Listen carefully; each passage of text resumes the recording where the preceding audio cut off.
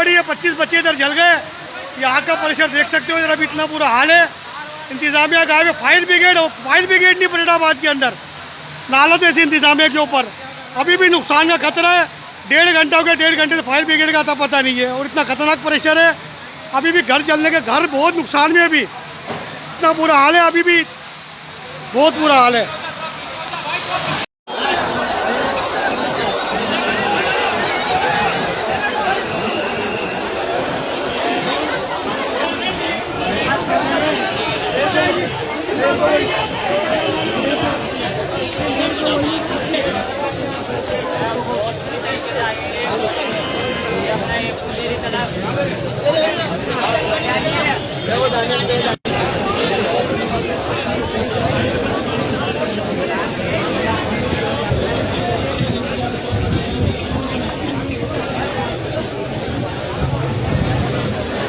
अरे